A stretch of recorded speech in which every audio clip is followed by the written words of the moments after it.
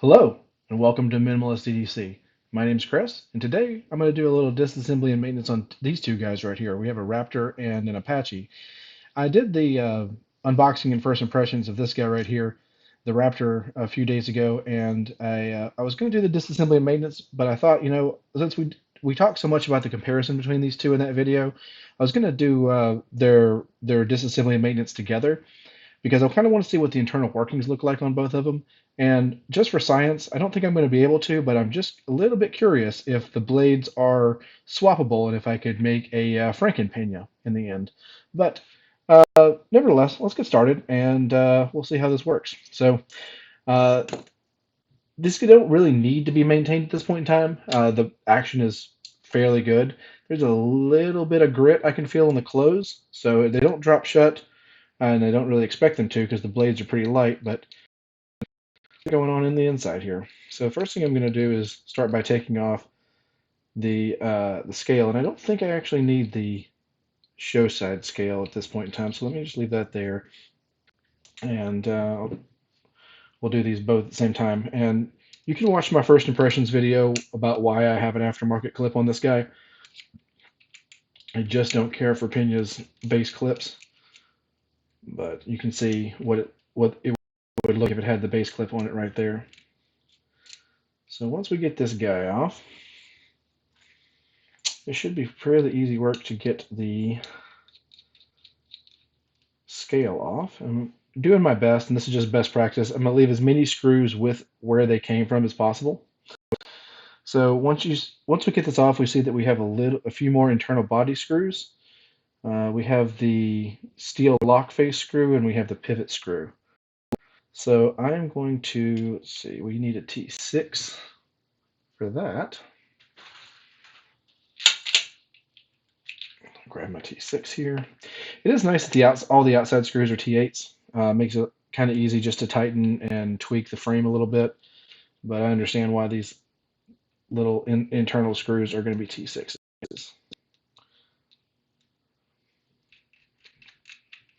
All right, we got those guys out. I'm going to kind of use the organizational structure of this mat to keep things organized. And then I'm going to get this pivot out. And there's one thing you're going to notice on Penas, and it's one of the things I'm highly critical of, is that you don't have a captured pivot, in which that means the pivot spins freely in here. Like a lot of knives, you'll have a D-shaped pivot or something that keeps it from moving. Whereas this, if I turn this, the whole pivot will move, including the screw on this side. So what I'm going to try to do, and sometimes you can do this, is just put your finger there to provide enough friction, and I think that's going to work. If your finger doesn't provide enough friction and it's just spinning, you can use another Torx bit on the opposite side and basically hold them in opposition of each other. But with just a little finger pressure, I think I'm going to get this guy out. All right, so I don't think we have any Loctite on that guy. Cool. So I'm going to try to use my little tools here to get this off. A lot of times it's not going to be too hard. It's just friction fit, and there's going to be some pins in here, I suspect, that kind of hold it all together. Yeah. There we are. And so this is the pin I'm talking about. See it right here? It fits into that hole and kind of keeps it all together. So what do we got on the inside here? A little marking. It says 036, probably just some sort of manufacturer marking. You are going to have the internal surface where the bearings are run, and we're going to take that out and clean it in a minute. But what I'd like to do is now that I got this guy out, and you kind of see how the stop pin works here. So let me demonstrate that. So in a lot of knives, they have either an internal or external stop pin. This is one of the really nice engineering feats that you get with a Pena is the stop pin is internal. So when you deploy the blade, what stops it in position is this little pin right here. And then when you fold it down to make sure it doesn't go any further than it should, the pin stops it on the backside. It's a really neat engineering feature that is in these knives. It's very very precise to get that to happen. All right, so let's get the other knife to this point. So first things first, I'm going to get this clip off.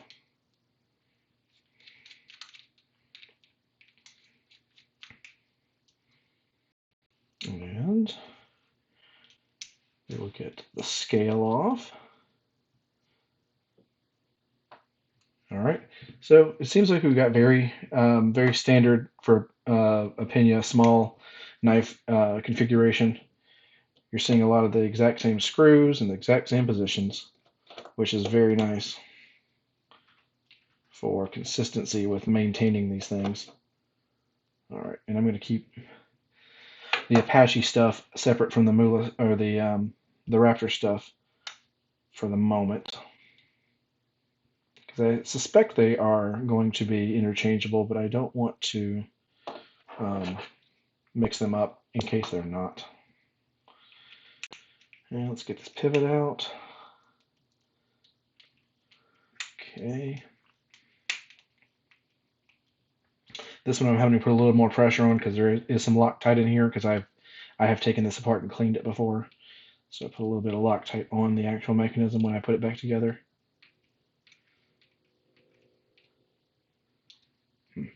There we are.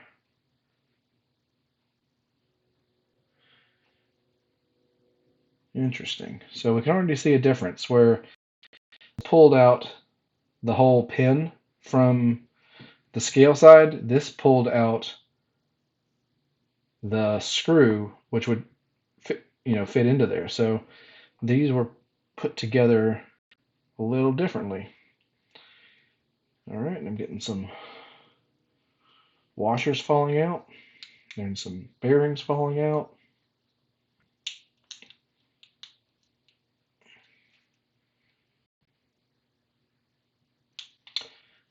This one's a little stuck.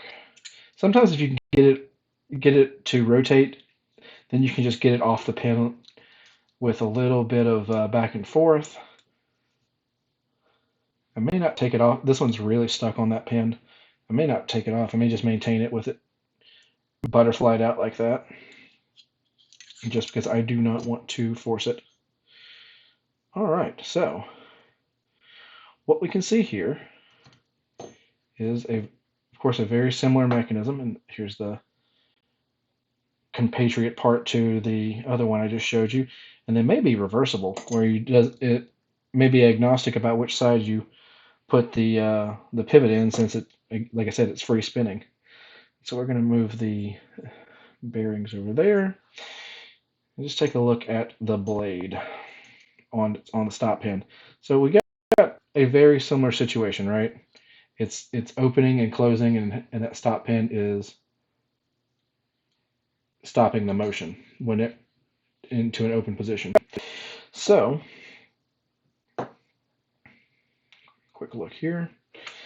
All right, I'm going to take this one off and collect the bearings. Let's look at them side by side. So it looks like they may come from the same actual piece of metal, and you can see so with the the, uh, the Apache here, the detent ball track. I've had this for a much longer period of time, flipped it quite a bit. The detent ball track has got a decent worn-in groove on it, right? It's seen some pocket time. This one, since it's fairly new, I don't know how much the previous owner used it. So you can see what we're going to be getting rid of. You see that kind of gunk and grime that surrounds the pivot hole that would be in the bearings. But this one also has a well-defined detent ball track. It just doesn't have as much grime or crud around it. But when we take these and line them up, I'm kind of curious if we are going to see that the stop pin holes line up. And in fact, it's close, but it's not quite. Let's see if we can show that here. Like it is very close on camera. Like you're seeing, you may just see one, but I can see a little overlapping. But the thing that's going to tell me that I can't make a Franken Pena is a detent ball hole. So the detent ball hole up here versus the detent ball hole back here, they don't line up. So even if I could put these on this, interchange these out, the way the detent ball hole lines up, it wouldn't hold a detent. It would just be a loose blade in there because the detent ball wouldn't line up with the right hole. So, um, we asked a question for science and we got an answer. Now let's talk about how we're going to maintain this. It's fairly easy if you haven't done this before. We're going to take a piece of paper, paper towel. I A lot of times I'll use the little cloths that they use for cleaning firearms with. That I just don't have any in right now, and I haven't gone to the store to buy some in a while. And you don't need anything fancy. I just use the Publix brand rubbing alcohol. It, it's all the same, really. We're just using it as a solvent. And so what I'm going to do is just get a little bit here on my towel and lightly, because you don't want to mess anything up, just rub the ball bearings on the alcohol surface, flip them over, rub around, make sure that all the alcohol is getting into the bearings and actually dissolving anything that could be on them gunk-wise. So they're good. And then the next thing I'm going to do, let me just separate the blades because I will reassemble them in their own time. So this little washer right here is the surface that the ball bearings run on. And I just want to clean it as well. And so nothing fancy, just back and forth. And then I'm going to clean off the gunk and the grime on the actual liner. That looks a lot better. Next, I'll just move on to the blade. So we talked about having all this gunk and grime that was causing a little bit of a slower fall on the blade. So you don't have, like I said, you don't have to do anything fancy. And you really don't want to cause any burrs to come up on the paper towel or any little fuzzies. So once you start getting a little bit of a tear, you just fold it over, start on a new surface. But once I get that clean, that's one of the most important things. And so I'm also going to get in, and I can see a little bit of gunk in the pivot, the stop pin track. So I'm going to just get a little bit of corner of paper towel and get up in there. You see what I got out of that? Let's see if I can show that. That was all residing in the track for the stop pin. So I can still see a little bit more. So I'm going to try to get a thinner piece of towel in there. Just because once you can get it all out, yeah, I get a feeling this one had not been cleaned before. The rest of the blade was fairly clean, but I don't think anyone's ever gotten into this track and just really degunked it. And so I'm actually going to try a cotton swab. Get up in there. Because that may have been what's also causing my delayed action as well. There, that looks nice. Lastly, we're going to go to the show side of the scale. I'm going to pull the rest of the pivot out and try to dislodge that washer. The washer is not held in anything but the retention force of the fluid or the liquid that's in there, just the static pressure of that. So it's fairly easy to get out. And let's maybe get a new surface that hasn't got gunk on it yet.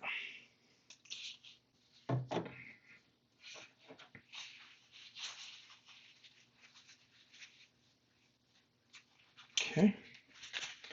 And lastly, we're going to just clean that track out. And then what I usually do is I just give it a light rub down on all the internal surfaces. Shouldn't affect performance or anything, but just any gunk that could find its way potentially back to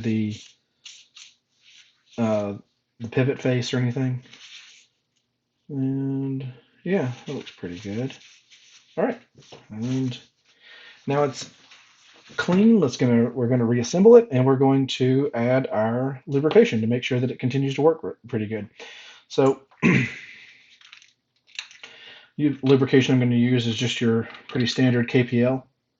You can find a link down in my description with where to get that. So I am going to start with a little KPL here. That is going to hold that washer in place. I'm going to put a little KPL on the washer face and insert the pivot pin. We lost it. Get back on there. Okay. Next, we're going to get a ball bearing. Put that on there. And just put a little bit of oil around there.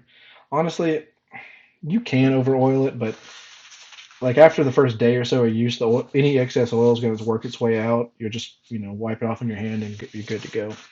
So we have that. Next piece, we are going to get our blade back on. And the blade should fit right on that pin. There we are. Just like building a layer cake, right? And so we are going to add a little bit more KPL for that ball bearing. And I'll put just a dot or two on top. Lastly, we are going to get our scale together. So the last washer with the scale, and voila. So we're going to line up that pin like we talked about before and just kind of sandwich it together. I find the easiest thing for me is once I get everything the way I want it, I am going to get the pivot in there. I'm not going to tighten it down. I'm just going to put it enough to keep the knife together. So now, for the rest of the time that I'm working on this thing, the knife isn't going to pop apart on me. And so we're going to grab these body screws that we pulled out before, get those in there.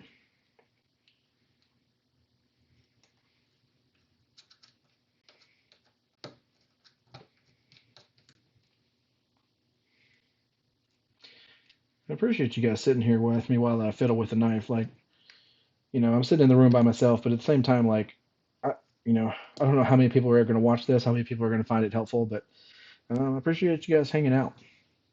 Uh, if you think about it while you're watching this, a like and subscribe definitely helps out the channel. It helps me grow it, and it also tells YouTube that people find this helpful and may recommend it to someone else. So if you find it helpful, let YouTube know so they send other people my way. All right, so we got all that in. And before I put the pocket clip back on, I'm just going to take a look. So centering is pretty dead nuts on. We've got everything where it needs to be. And so, okay. I'm going to, I don't have any blade play, which is good. I just want to take a quick look at that pivot, make sure it's tight. Yeah, that feels good. And then on the way back down, I mean, this thing is never going to shake shut. The if I were to loosen this guy up, and I'll show you what that's going to look like. If I can, yeah. Like if this is loose where it's actually going to have some back and forth play, but even that loose, like you're never going to see a shake shut. With this type of knife, do you really need that? Like it's not the type of blade we're dealing with here. So I'm gonna get that a nice tight. Yeah, we are golden. So I'm gonna put our pocket clip back on.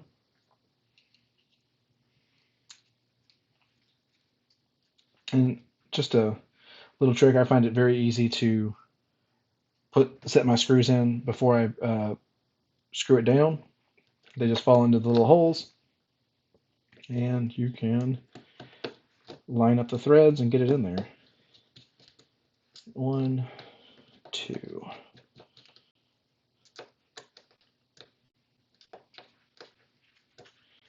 And I think we are good to go. Yeah, beautiful. And then I think that is ready for carry. So, unfortunately, we didn't get the experiment that I was hoping for, where I could maybe put the Raptor blade in the Apache body, which I honestly prefer the Apache body just a little bit more. It's a little bit more comfortable to my hand, but we live and we learn. We tried an experiment. So I'm expecting that, like I said, this one has been a longer time since it got used or cleaned, and it has been used. So expect a little more gunk and grime out of this guy. So we got that. There we go. Let's take a look at this blade before I clean it, just to show you. Like, I think the biggest thing about this thing I need to clean is that detent ball track, because there's so much pocket fuzz around it.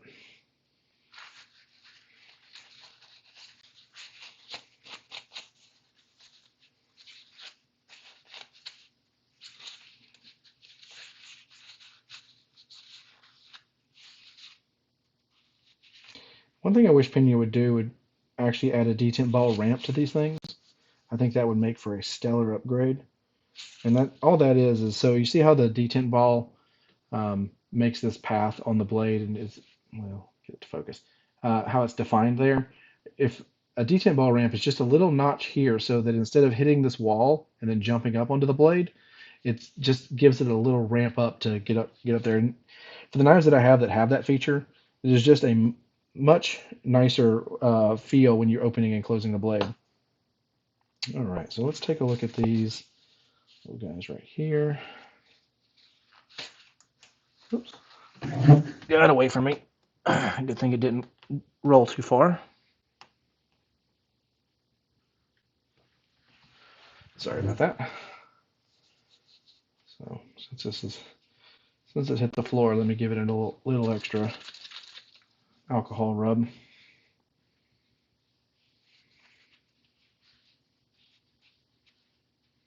Should be good to go.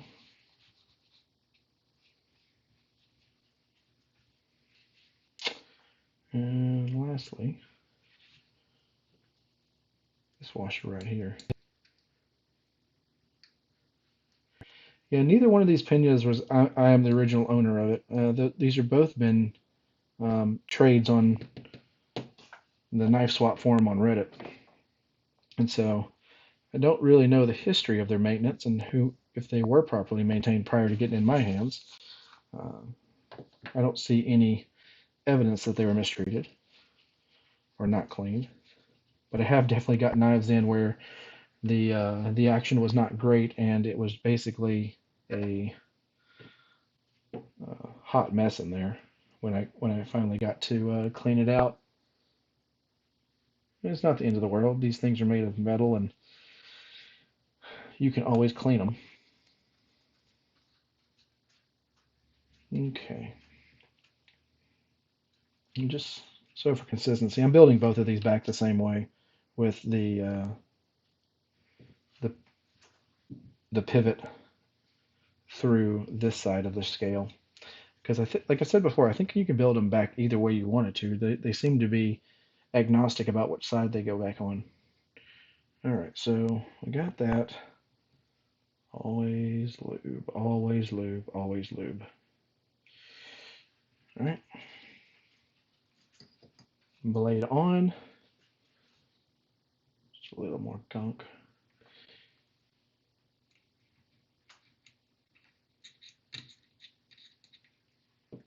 And our bearings. Our washer. So this way that I'm showing you may be a little bit trickier. Just be careful because there is a blade involved. But like I said, I never took this. You see, I never took this pin out, so it just swings around. And then I'm going to bend it ever so slightly. There's no forcing it or anything, but just going to bend it on top of that one. You can pull the pivot back a little bit. Just don't let it fall out because you're going to have to put everything back in. Then once you get it lined up, just pop it in, and you have your pivot screw. And this one, I didn't do it on the other one because I wasn't thinking, but I am going to put a little bit of Loctite on there. I'm just using blue Loctite. Don't use the red stuff. The red stuff will lock it up real good, and you won't be able to get it back out. But just a little bit will do. That's probably a little too much, but you know, pull it out next time I clean this thing. All right. So we got that together. It's sandwiched. I can feel everything tighten up. I can see that the blade is fairly centered, maybe just a little bit more. Get some of that Loctite coming out from the screw. All right. Lastly, our body screws are going in. Going back to T6.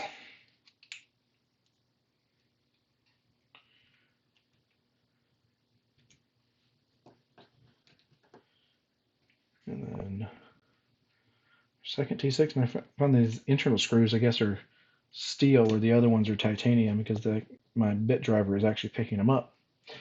Interesting to know. And then we are going to go with our clip side scale back to T8.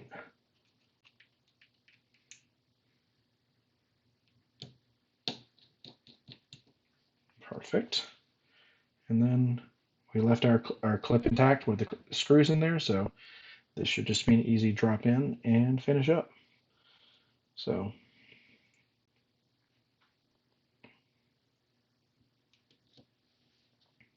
lined it up, a couple turns of the T8 driver, and we should be good.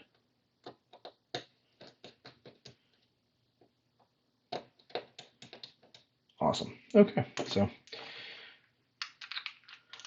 move our stuff out of the way and see how we did. All right. So we're still. Oh yeah, that click action, love it.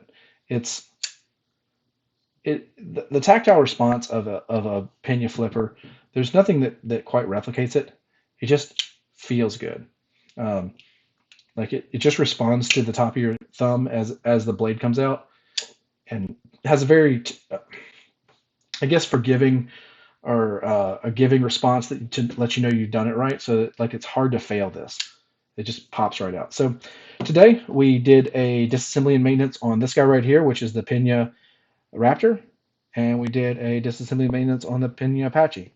I have another video with the unboxings where I talk about a little bit more about the differences in these two, and then I plan on having a more in-depth discussion and review later on uh, between these two, mainly focusing on this guy.